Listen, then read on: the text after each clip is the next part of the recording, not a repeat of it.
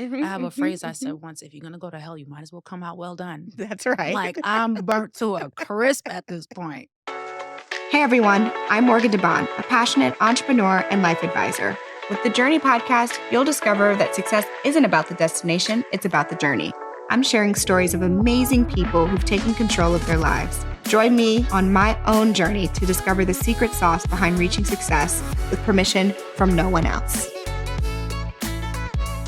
Hey everybody, welcome back to the Journey podcast. I'm really excited today because I am joined by the fabulous multi-hyphenate, award-winning artist, creative, and new podcaster, Chrisette Michele. Welcome to the Journey podcast. Thank you.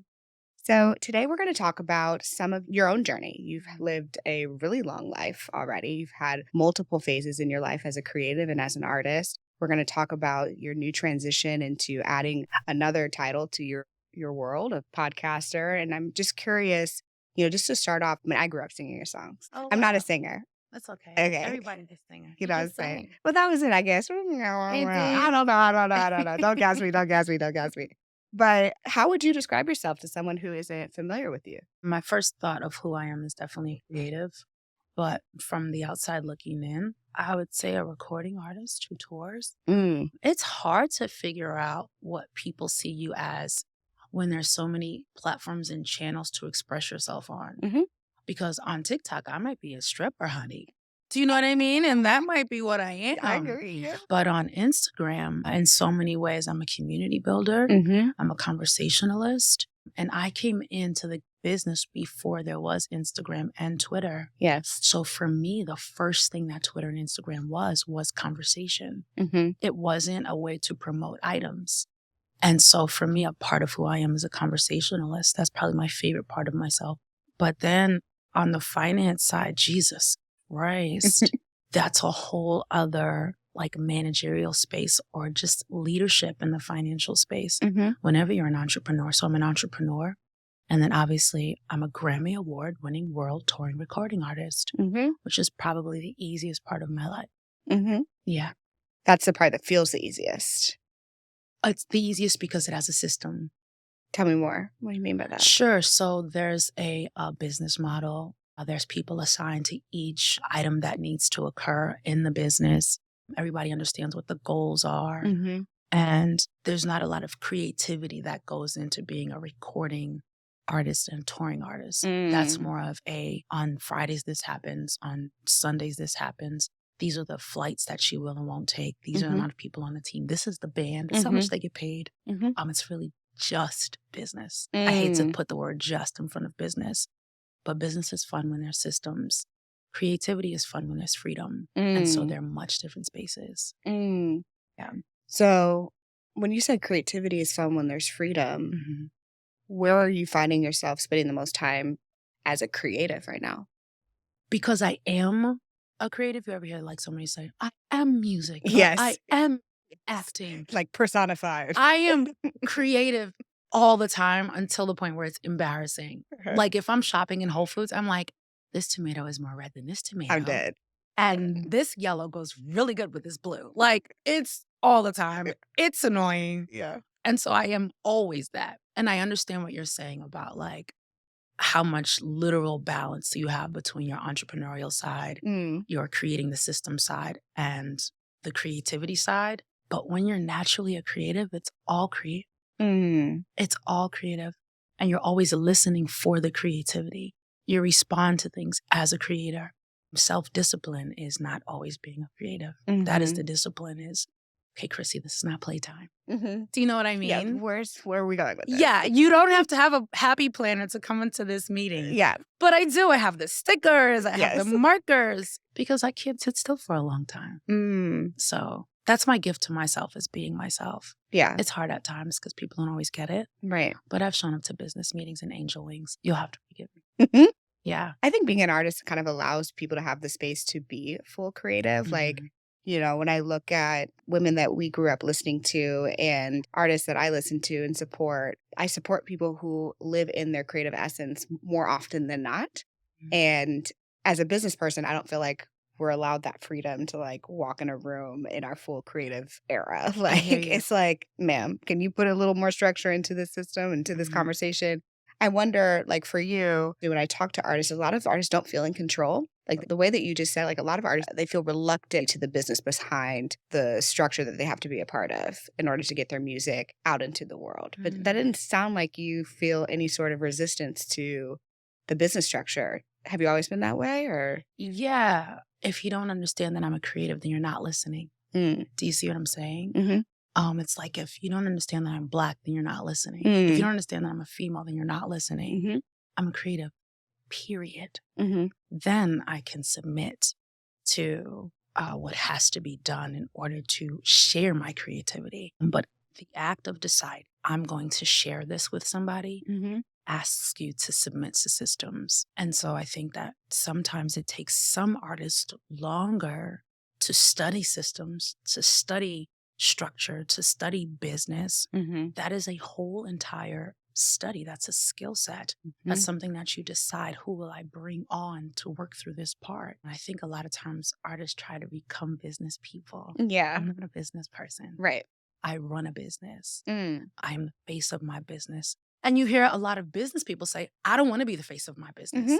Right? That's a business people thing to say. I think I've heard you say it before.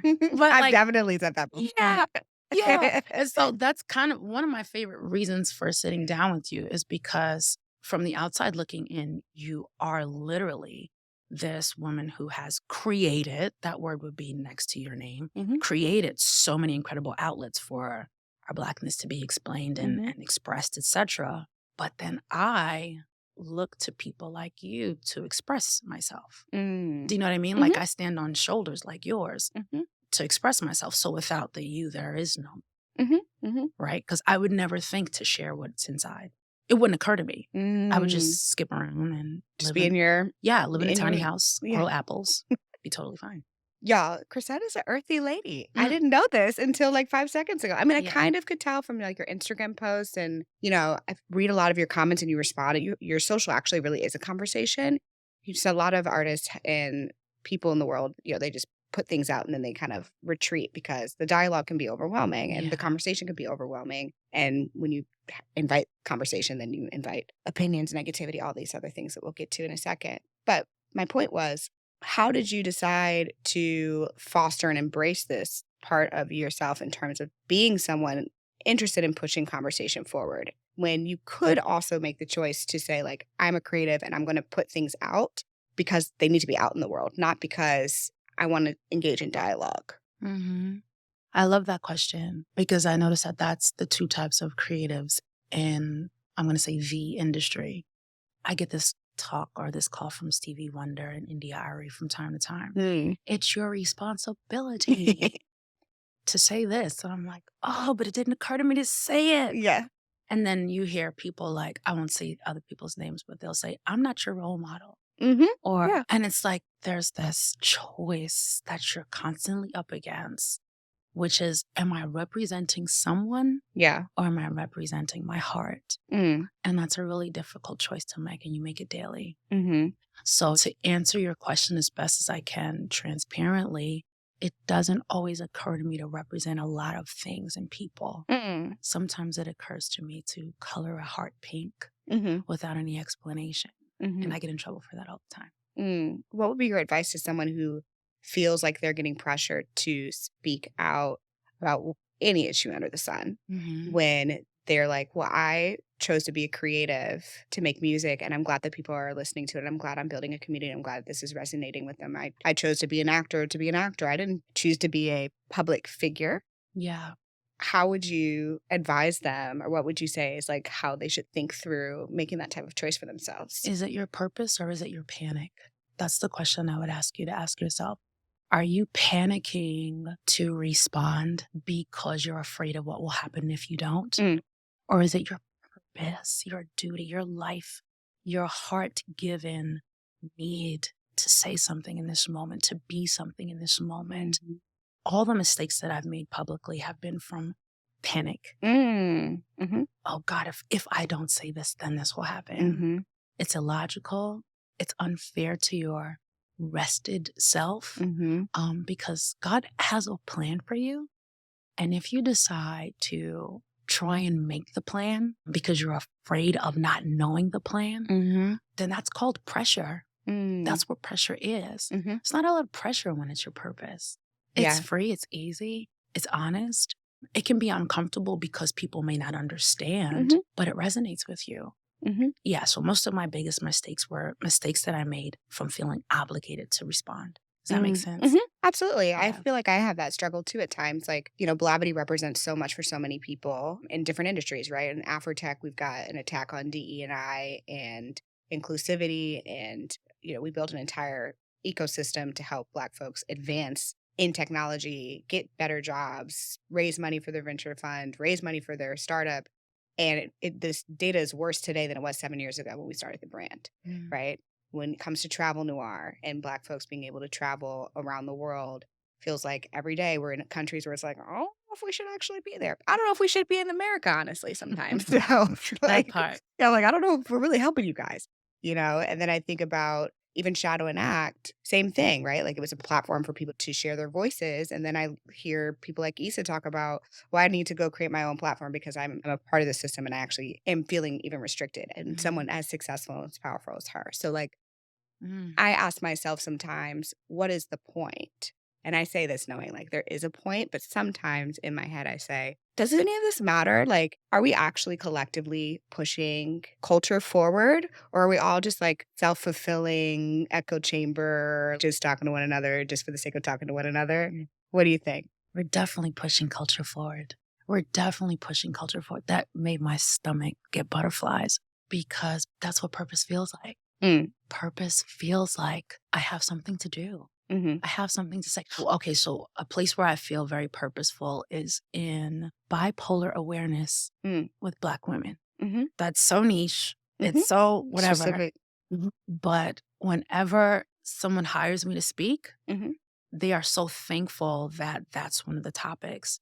And women come up to me all the time and say, I didn't want to tell anybody I was bipolar until I became successful. Because they want to say that I'm not your crazy person. I'm not your mentally disabled person, or I don't have a mental illness, because they don't want people to stigmatize them before they get a chance to express themselves. Right? So one of my purposes is I'm bipolar too. And this is what it can look like. And you can be stable and you can have a good life and you can be successful. And I feel like I have to say that for all the people who feel misrepresented by whoever the big person is that's saying they're bipolar and showing it in a different light. So I think that pushes culture forward. It's my little tiny thing, right? It's not this big, lavish, multi-million-dollar thing. It's bipolar too. So I think when we have someone to say our purpose to, and we know that we can pull that one person up, it pushes culture forward for sure, even if it's just one person. Yeah, I think that's a good way to hold on to it as well. Like, that's how I ground myself when I feel like, does it matter? I always go to, frankly, the comments. Like when we post and feature a small business owner on Travel Noir, and like there's this Black girl who opened up a Pilates studio in, I think, North Carolina, and we featured her, and she's like, this is everything. And I'm like, that matters, that matters, right? And for anyone who's listening who has that feeling sometimes where you feel like you're screaming into a black hole or you're swimming in the ocean, hold on to the like, okay, how can you ground yourself in that feeling? But it gets me too. Yeah. It's that one person. Yeah. And sometimes, if we're going to be completely corny, sometimes I go and find that person in the comment, go follow them, and just like a bunch of their posts and be like, I see you, sis. Oh, yeah. It's Absolutely. just those little things. Absolutely. I'll send voice notes to people. Yeah. Y'all don't be asking for no voice notes. Right. But I will send them and just be like, hey, like if someone asks a question, I'll just like respond in a little voice note. Yeah. Yeah. It's so nice. Let's talk about moments in which you felt like you were in panic, and what are your strategies or recommendations for people to evaluate this is panic? Like, how do you identify it? And then how do you move past it? Yeah. So the biggest panic I ever had was when Donald Trump was about to become the president of the United States. Yeah. Now, we could say, oh, everybody was panicked, but I'd rather say I was panicked and I was freaking out. And a lot of the thoughts and ideas that I had at that time came from this, oh my God, what the heck is America about to be? what the heck is my community about to be? What the heck is life about to be? I remember being in Barbados on the election night, and I have a green apple martini in my hand, and I'm watching through the middle of the night. There's no way. I know, it was a long night. There's no way. Yeah. And I remember finding out that Hillary Clinton did not become the president of the United States and literally being afraid to go back, like afraid to get back on the airplane. I remember we were walking to the beach and people were like, where are you from? And I was just like, I put on an accent and then they believed I was from somewhere. This is terrible to say, but I was literally, because I travel around the world often. Right. I was afraid for the conversation that was going to happen around the world. I was afraid for what it meant to be American in that hour and for what it meant to be Black American in that hour. And so a lot of my choices in that season of my life for sure came from, how can I fix this? Like, what can little me do to fix some part of this freak out moment? Right. And for me, it was calling up a couple of friends. Some declined, some said they would. But calling up a friend and saying, will you sing with me at this freaky place? Maybe we can make some sort of a difference. Maybe. I think that was a panic decision. I think it was a I'm freaking out decision. I've learned that things pass. Bad moments pass. Scary things pass. And so learning how to breathe through the most uncomfortable moments, even if your country's on fire. Yeah. You still get to breathe. And there's this guilt that I would have as an artist who felt responsible to represent a community. This guilt that I had about breathing comfortably in those moments. I'd be holding my breath. I'd stop eating because as an artist, you got to do something. And I did the wrong thing. And do you feel like you did the wrong thing, or do you feel like it was received wrong? Yeah. So if we're talking specifically about artist responsibility, and a part of your responsibility is how do I put this out there? In other words, you're saying that because it was received wrong or misunderstood, then you felt like it was the wrong thing, because part of your responsibility as an artist is how it's received. Part of your responsibility as an artist seems to be, how is this received? Okay. I remember shaving my head maybe 12 years ago at the beginnings of Carol's daughter coming out and Miss Jessie's curly pudding. Just because you wanted to. It was because I wanted to. Right. But I didn't know that that made me Black. Right. All of a sudden, I was representing women with natural hair. Yeah. I didn't know that was But going is to happen. that our responsibility to think through every single corner case of how, in that random moment in the world, people are going to attach the cultural moment to your individual action? Like, I think that people were upset about Donald Trump becoming president, and we were attacking anyone that was a person of color who put themselves anywhere in his peripheral because it was an attack against him. If I had to say the scariest or most difficult thing for me to move through as an artist, it is now, how will people receive this? Mentally. I think it's the reason I haven't put out music. Yeah. I think it's the reason why I don't say what I'm thinking all the time. And I think it's the reason why podcasting has been such a healer for me. Because I'm saying words and then I'm stepping back and looking. Oh, I didn't die. Yeah. There wasn't a death threat. And it's reestablishing my grounding as a new responsible artist. How do I get to be responsible this time? And this time I'm breathing through creating as opposed to creating from a place of, I can put a song out. I got to do something. I don't have to do anything. You don't have to do anything. And it's okay for me to rest in it. Yeah, that's new for me. I mean, I think that's very powerful. And I think that I'm sure whenever you're ready, the new music that you come out with, we will all be like, oh yeah, this feels good, you know? And you may not. But now I know that that's okay too. Okay. Because we're in the studio all the time, right? Yeah. But I'm coming to the conclusion that someone's going to like this and somebody's not.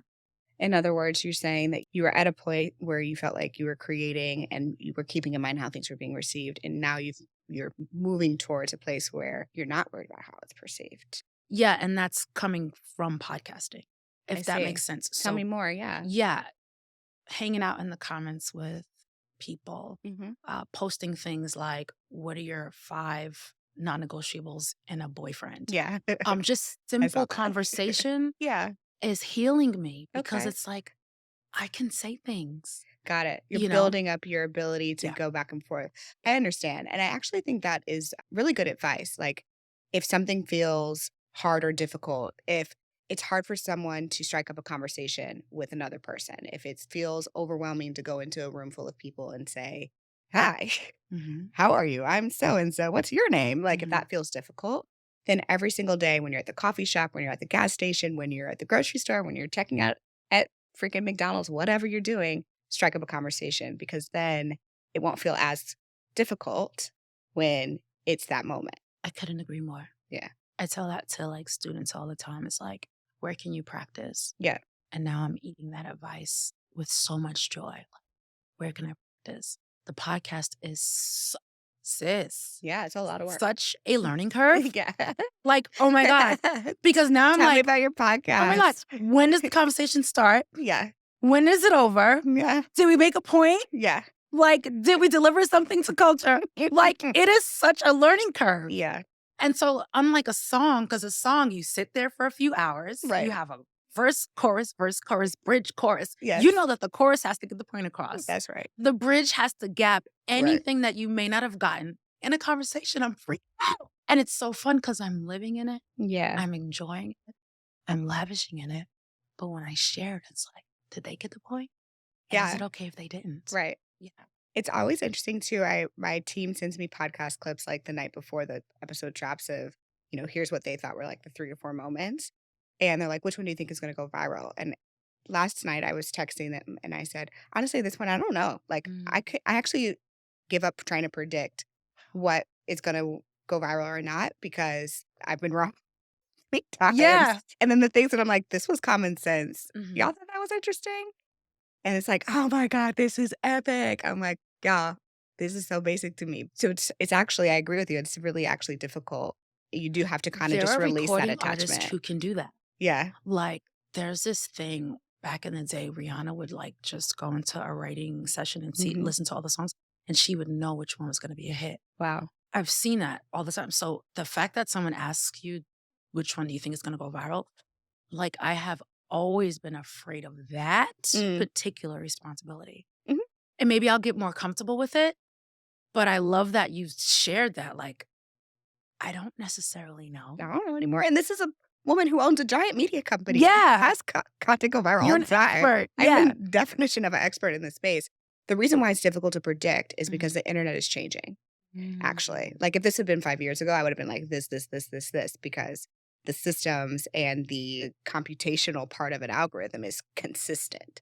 It is no longer consistent. And Instagram specifically is updating its algorithm so much. And in fact, even I think as recently as last week, they said we're going to not promote political content anymore. And then in my head, I said, well, what's political? Like, they're not just talking about the election. They're talking about issue-based conversations. No comment. Okay? Yeah. And I'm like, what do you mean you're not going to talk about issue? They said we're not going to suppress it, Are but they we're not going referring to promote identity it. politics in their way? No, they actually aren't being specific about what it means because they don't have to be, because they're a monopoly. Point is, when you are sitting on a platform that owns the distribution, we do not own our own distribution on Instagram or TikTok or any platform. Sure. You are in some ways beholden to what they deem as brand safe, socially safe. They're trying to make sure that they don't get sued and in trouble with the government. But for the rest of us who have things to say, when you suppress conversation about issues, what you're doing is you're actually putting more power in the people who have the power, who are the dominant, because no one's questioning you. We no longer have a place to have that conversation. So anyways, when it comes to predicting virality, that becomes difficult because used to be what makes things viral is a conversation and something that we don't all agree on, And now I'm like, I wonder what's going to go viral now. I watch a lot of this subject on YouTube. Tell me more. There's so many philosophers and conspiracy theorists and people who are looking at capitalism and really thinking through what does conversation 2024, etc. Yeah. And so my thoughts there, they're just fun thoughts, right? Yeah. I'm not an expert. Yeah. Are what about vulnerability culture? Like, is that a thing? And is that something that we're going to see a growth in? especially if controversy or controversial conversation or I agree, I don't agree conversation is not the viral content. Is now the viral content going to be, I tried to commit whatever when I was 16 and this is what happened? Actually, I think that's already happening, particularly on TikTok. Like, people are taking pictures of themselves crying or videos of themselves crying. So I'm like, you're putting up a camera while you're crying? I mean, okay. If that's a thing. Maybe I'm too old for this now. Like, I don't know. I'm like, where are we? Like, it does feel really weird. Where we are. And for me, if I'm completely honest, I feel so comfortable there. Right. As a creative and artist, you probably do. As a business person, I'm like, what you'll never see from me is a video of me crying. That's all I get to do, though. Every song is about a tear I shed. That's right. I cry. Yeah. But I'm not you going don't to put write a song about it. Yeah, I don't write a song about it. I don't build a business about it, So it is, I actually think vulnerability is increasing. And part of that is people sharing their truth, which may be happy, sad, mad, glad, whatever. Feelings. And I have adopted we're just going to go the unfiltered life. Like my version of vulnerability is like, you're going to see me with no makeup on, you're going to see me with makeup on. You're going to see me with a messy house, you're going to see me with a clean house. Whatever it is what you're going to see. Still, some things are going to be held privately for me. Like my son's face is not going to go on Instagram and things like that. But I do feel like we're moving into a different territory. And I'm curious how things are going to shake out in this election. Do you feel any pressure? Any part of you want to partake in this upcoming election conversation? No. I think that when it comes to politics in general, I like for people to understand the system that we live in. I like for them to understand how it affects them in their personal life, in their children's life, and then in the life of the community that they're a part of. And then what that means for them lifestyle-wise. Like, how do you create a life in this climate, but in this system? Because I think a lot of times that whole idea of being responsible for everybody, which is valid, sometimes ask us to forget about what we actually think.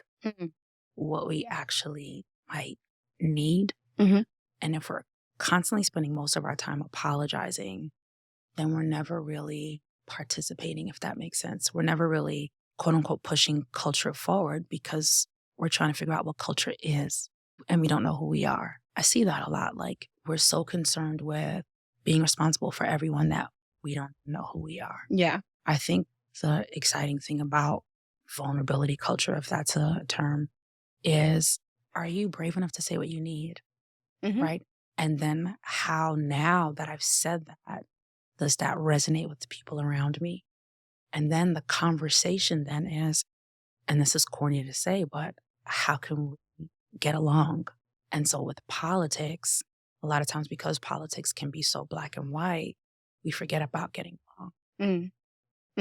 This country has absolutely forgotten about getting along. Yeah. That is no longer the objective, it feels like. It's just who wins. Who wins. And who loses. And that's so scary because the big picture is there's only two sides to that.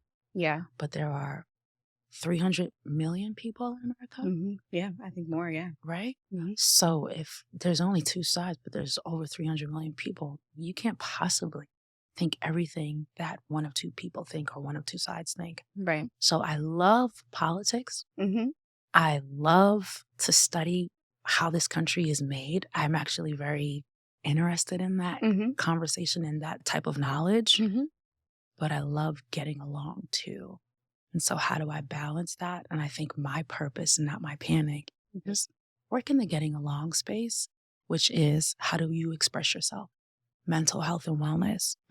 How do you make yourself feel safe? How do you remind yourself that I know that I experienced that trauma, but now I can heal from that trauma and be what I need to be for myself. And then I can participate. So for me, my purpose is in the mental health space. That feels like a cop-out saying it that way, but I think it contributes to the overall I think everyone has to make a decision this election season, how they want to participate and how they want to contribute. And I think a lot of people are deciding not to even engage because they're not happy with the either option. And I think that it is important to decide what are the issues and the criteria that makes the most sense for me, my family. And then how I think about it is like the group of people that I've decided that I am responsible for. That's so good. I think that's the point, and I think that's the part that people are most afraid to admit. Who do I decide to get along with? Who do I decide to be responsible for? And for a lot of people, I'm shouting at this point, Okay. but for some people, they got the audio levels. Yeah, for some people, that's your family. And Yeah. it's this, we live in this neighborhood. This is who we are. And this is what we vote. And then for so many of us, because we understand that we're oppressed community, so to speak, we're voting for each other. Yeah. And that's a thing too. And it's valid and it's valuable and it's important and it's a conversation. There's that term silent majority. But like silent oppressed minority, is that a thing? Unfortunately, yeah. You know what I'm saying? I think we're there. It's like, hi, I'm the silent majority. Well, I'm the silent oppressed minority. Like, how y'all doing over there? Yeah. So that's a voice. Yeah. Or maybe we're not silent. We're the loud oppressed. But I think that there's a silent one too. That's Yeah. actually my point. Is a lot of times when it comes to this group of people, we feel like if we're not loud, we're not participating. And that's so unfair, especially back to mental health in the neurodivergent space. Yeah. Like some people are not prone to shouting. Right. Some people are literally unavailable to that much color publicly or in front of people. And that type of responsibility feels unfair to their makeup. Right. Doesn't mean that they don't care, but they don't express themselves that way. Now am I canceled because I don't talk like you? I believe the same things, but I don't show up in the same way. So the question is, do I still get to belong to the community, or am I canceled because I don't act that way? Right. Yeah. You know, as you're saying that reminds me of my friend Levy. She has become just such a beacon of someone who says a lot of things that we all think. And more recently, she's been talking about the situation in Palestine and the genocide. And more importantly, from her note, also how many white women she has been in battle with, or they've been trying to battle her. She's not really battling back with them because she's like, I don't owe you a response. But they were like down for the cause when she was fighting for women. But when she's fighting for another silent minority, oppressed minority, they are like attacking her, you know? And it's like, if you're going to follow Levy, then you're going to follow. You know what I'm saying? And I just find that like as Black women, oftentimes if everyone doesn't agree with us, then people are like, oh, I'm out.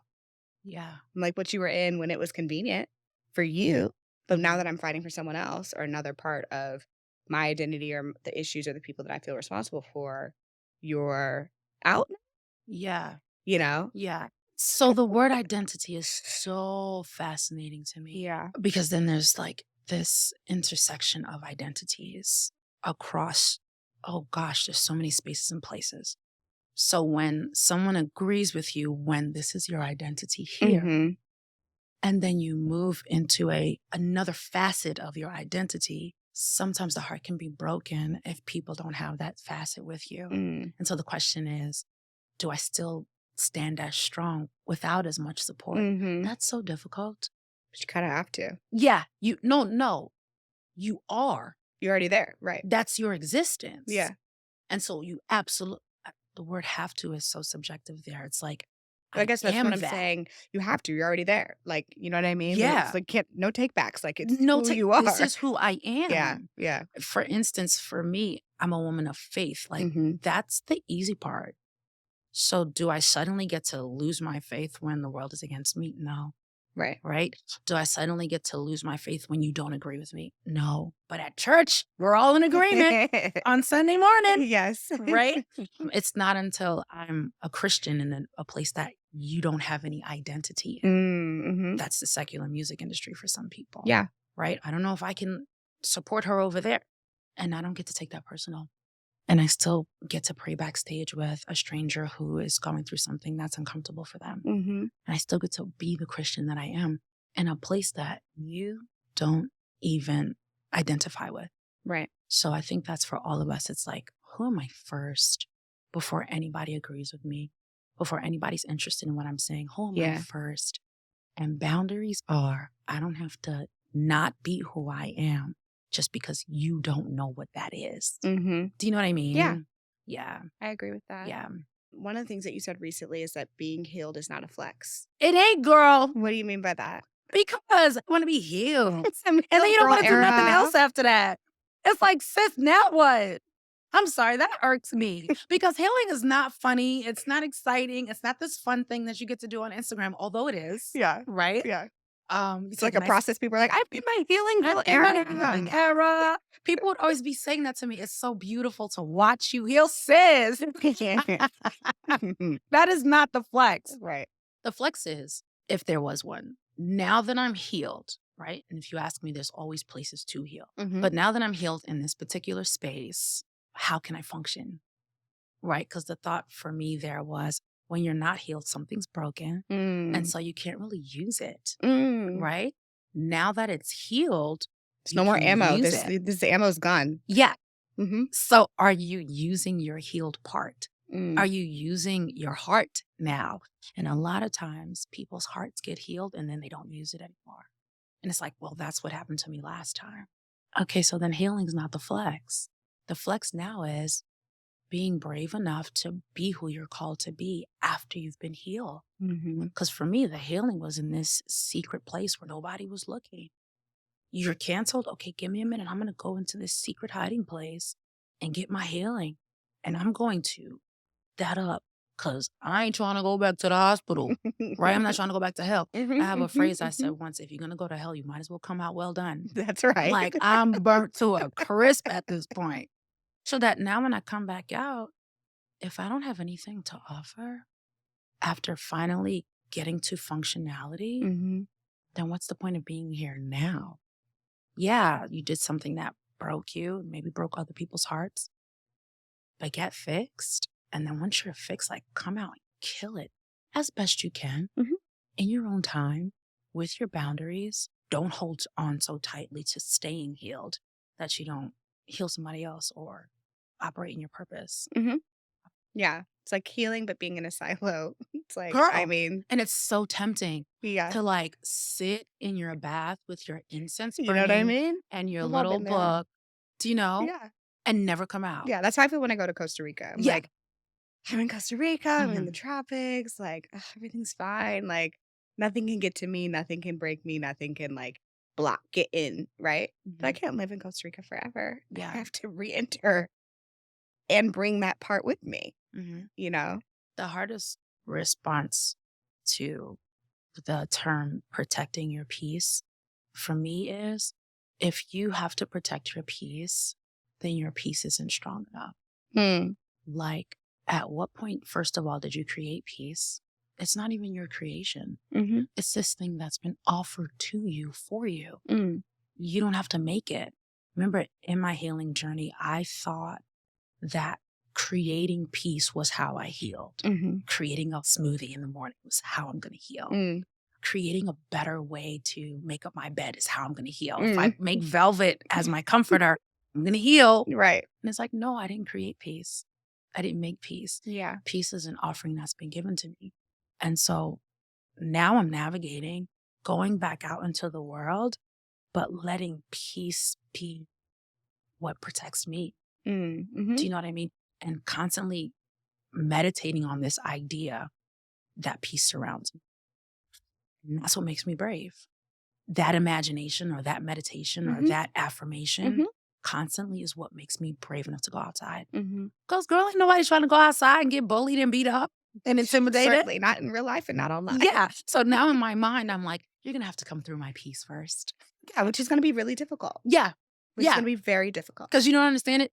It's imaginary. You can't even see it. But I know it's there. Right. So when you come in with the wrong energy, I notice it because you're by my peace. Yeah. Yeah. So yeah, let your peace like surround you and you won't have to be so worried about the people surrounding you. I love that. Yeah. What is your hope for your podcast and the audience that discovers you on audio? Because what I found is that my audience on Instagram, TikTok, LinkedIn, they're all very different people. Like it's a bit of a Venn diagram or like maybe there's like a 10% overlap. But the people who listen to audio and podcasts are like not the same.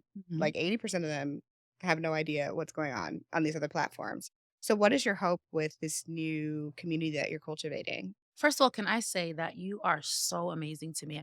I've sat and watched back to back to back just your mind in the podcasting space and just your knowledge of how you see things, because not everybody has the patience, the wherewithal, and enough platforms to understand that these are all different spaces and places, and you have the honor or the opportunity to serve in different ways on each. Thank you. So It is a privilege. It's so fun. Yeah, it's super fun. And I Yeah. love to see you think through it because I'm like, really? It's okay to think? Yeah. She's the expert. So I think some of it. Yeah. But yeah, I love to watch you work through that and share it. It's a gift. So thank you. My hope in the podcast space is one simple thing, which is to be the hand that pulls somebody up that I wish I had in my darkest hour.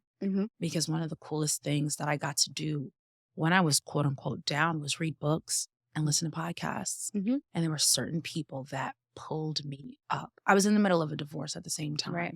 So there were people who pulled me up. And those usually weren't people that I was sitting next to. Right. I mean, my mom and dad and my brothers were there. Yeah.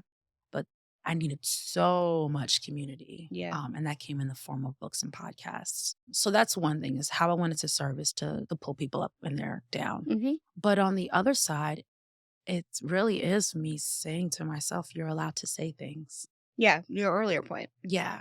We watched Miley Cyrus at the Grammys. One thing she said was, I'm performing tonight so I can wake up tomorrow morning, turn on the TV and watch myself perform. Beautiful. And I was like, girl, bad bitch energy. Bad bitch energy. I was so moved. I was moved to tears. Yeah. And she got on that stage in her silver dress without any It's so background fun. and just had what looked to me like a blast. Yeah. Looked like she was having fun. Parts of my life I gift to myself as a blast so that I can watch myself evolve. And so part of podcasting for me is watching myself evolve because it doesn't look as bad as I thought it did. Yeah. And it gives me some perspective. Like, Chrissy, you're okay. Yeah, like You're it's gonna be okay. You're going to be okay. So the podcast gives me that strength. And it's not such a big risk that something crazy can happen if I fail. Right. You know what I mean? Yeah. It's a soft, just try it. And with podcasts, frankly, you don't even really have to have input. You could just do output, right? And I think you're going to wind up with input because you are already doing that. But you could have a podcast where all you do is distribute. Yeah. So Sean Anthony is my podcast manager. Yeah. And he shares that particular point, which is so risky. Because if you're being responsible for how things are received, which I need to go to therapy about, like clearly that's an issue. But if you're, I love that you just said, but clearly I need to work I'm through gonna bring that. that I up. keep saying, I'm gonna bring that and up. I'm not sure how much I believe it. I'm gonna talk through that way. Sure, can we unpack But that? that's what real active therapy is for anyone listening. Like I say the same. I'm like, let me mark that down for my executive coach because I know I did not handle that shit right, and we gonna need to circle that back. Yeah. We're going to have to circle it back. How responsible am I for my output? Yeah. And on what level, in which level? Right. In the podcasting space, do I get to just have freedom? I've never felt safe just releasing music. Ever. So maybe this is a good muscle for you. Yeah. This is an incredible experience. It's a weekly grind. Yeah. And it's a lot. It's a big commitment. I think people think, no. Whatever. I'm like, no, this is a full-time job. Yeah. For people who already have full-time job. Yeah. But that's why I'm so excited that the music part has a system. Yeah. Because the podcasting spot is like, I told my sister yesterday, Tiara, girl, this learning curve every single week, I'm going to be learning something else. Yeah. And it's, I would say, like free therapy. Do you know what I mean? It's a free evolution kit is what my podcast is for me. Yeah, I love that. I say my podcast is very selfish. I oftentimes invite people that I'm like, I just want to know what you think.